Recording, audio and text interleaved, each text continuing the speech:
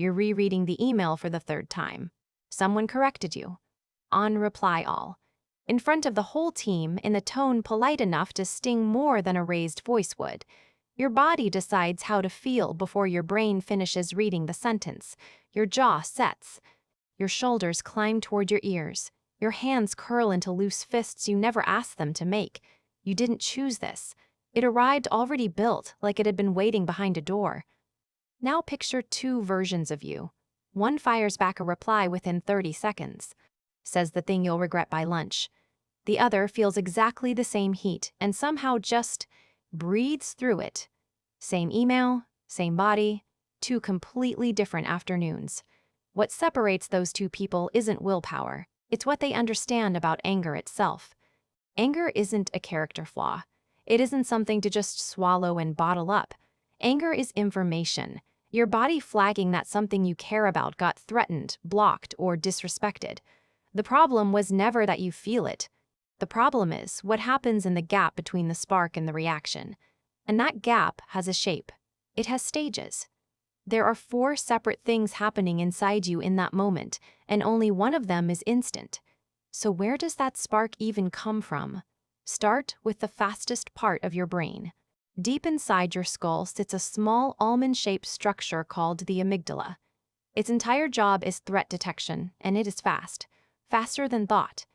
It can flag danger and start flooding your body with adrenaline and cortisol before the rest of your brain has even finished processing what happened. This system is old, genuinely ancient. It evolved to get an animal's body ready to fight or flee a real physical threat, a predator in the grass, a rival at the watering hole. Fear and anger come from the same alarm, but they send your body in different directions. Fear says, run. Anger says, fight, or at least get ready to. Your body doesn't wait for permission. It leans forward. Fists close. Even your breathing changes, shorter and sharper, getting ready for a fight that 99 times out of 100 is never actually going to happen. Here's the strange part. Your amygdala can't tell the difference between a predator and a passive-aggressive email. To that ancient alarm system, a public correction from a coworker reads as a threat almost the same way a lunging animal would. Same circuitry, same flood, same clenched jaw. It doesn't know you're at a desk. It just knows something threatened you, and your body needs to be ready to act. That's the alarm. But an alarm alone doesn't explain why one person explodes and another shrugs. For that, you need the second ingredient. In the 1970s, psychologist Raymond Novaco ran a simple but important experiment. He showed people the exact same provoking situation and only changed how it was explained. Turns out, a trigger alone isn't enough. Anger needs a story too. Specifically, it needs you to believe that someone caused this on purpose and that it was unfair. Novaco's model breaks the story down into a few simple questions. Your mind answers almost instantly. Did someone cause this? Could they have stopped it? Was it fair? Answer yes to all 3, and the anger holds.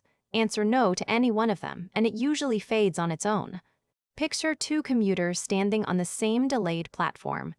One assumes the conductor is lazy, the system is broken, nobody up top cares about people like him. His jaw tightens.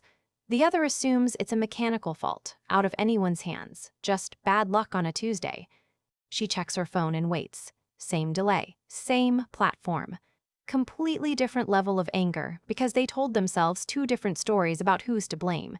It even extends to something as small as a dropped glass. A toddler who trips and drops one barely registers as an offense. The same glass, thrown on purpose mid-argument, lands completely differently, even though the glass breaks exactly the same way either time. This is the part people miss the most. The email that corrected you in front of your team feels different, depending on the story your brain hands you in that first half second. Was that a deliberate power move, or was it just someone typing too fast without thinking? Your amygdala already sounded the alarm. Your story decides how loud it stays. So now you've got a threat and a reason to blame someone for it. That's a lit fuse. And a lit fuse burns on a clock. Here's what almost nobody tells you about that clock. Neuroanatomist Jill Bolte Taylor spent her career studying the brain. After surviving a massive stroke, she made a claim that changed how a lot of people think about emotion. the pure chemical rush of a feeling like anger, the actual hormones flooding your bloodstream, lasts about 90 seconds. After that, your body is done. It wants to reset. So if you're still furious an hour later, replaying that email at 11 at night, that's not the original 90-second wave anymore. That's you hitting replay. Every time you rerun the scene in your head, you re-trigger the alarm and pour a fresh dose of the same chemicals back into your system. Picture it like an actual wave. It rises, it crests, and if you just let it move through you, it breaks and rolls back out to sea. But rumination is you standing in the shallows, calling the next wave back in before the last one even finished leaving. It's part of why people say sleep on it before responding to something that stung. The feeling doesn't magically vanish overnight.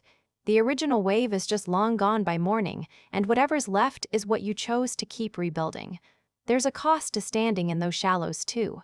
Chronically re-triggering the same stress hormones keeps your body in a state it was only ever built to visit briefly, not live in. And every time you fire the alarm this way, you're practicing it. The circuit gets a little faster, a little more sensitive, a little quicker to sound next time. That's why venting doesn't always help, and suppressing doesn't either. One re-triggers the wave on purpose. The other just holds the tension in your jaw and shoulders instead of letting it pass through. There's a third option, and it isn't venting or suppressing. Psychologist Matthew Lieberman found that simply naming what you feel, calling it anger out loud or in your head, quiets the amygdala almost immediately. Naming it isn't weakness. It's your brain doing the work for you. There's one more piece, and it has nothing to do with what's happening inside you. It's about what your anger tells everyone else. Your anger doesn't stay inside you. It becomes a signal, and other people read it constantly, whether you mean to send it or not.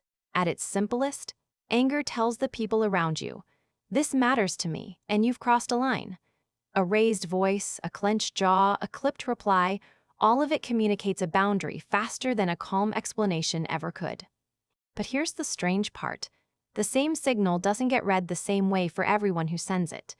Psychologists Victoria Brescoll and Eric Uhlmann ran a study where they showed people identical descriptions of a worker expressing anger at their job, then simply swapped the worker's gender. Angry men in the study were judged as more competent, more deserving of a higher salary.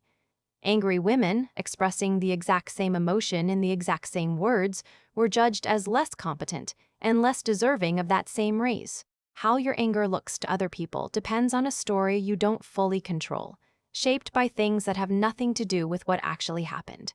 And staying silent sends a signal too. Swallow the anger completely, and the people around you don't read peace. They usually just read that everything is fine, right up until it very obviously isn't. That doesn't make the emotion any less real. It just means the alarm inside you and the signal other people receive from it aren't guaranteed to match, and that gap has consequences of its own.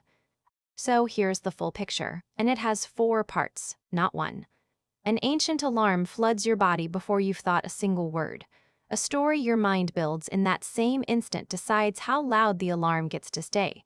A 90-second chemical wave either passes through you or gets called back again and again by your own replaying thoughts. And whatever you do with all of that gets read by the people around you, through a lens that isn't always fair. The alarm? You can't stop. It's older than language, older than you.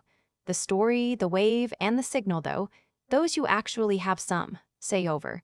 You can catch the story while it's still forming and ask yourself one plain question.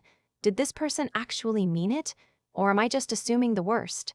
You can let the 90 seconds do what they're built to do, instead of standing in the shallows calling the next wave back in. And you can stay aware that how your anger lands on someone else runs through a story of their own, one you don't get to write. That's not the same thing as never getting angry. It's knowing which parts of the reaction are actually yours to work with. So go back to that email still sitting open on your screen. The alarm already went off. That part's not up for debate. Your jaw is still tight, and that's fine. That's just chemistry doing its job. But the story is still yours to write. Was that actually a deliberate insult, or a rushed reply from someone having their own bad day? And the wave is already 90 seconds from finished, whether you feed it or not. Whatever you decide to send back is a signal too, one that someone else is about to read through their own story. not just yours. What you do next comes down to noticing there are 4 different things happening inside you right now, and most of them are actually asking for your input. So, what's the story you're about to tell yourself?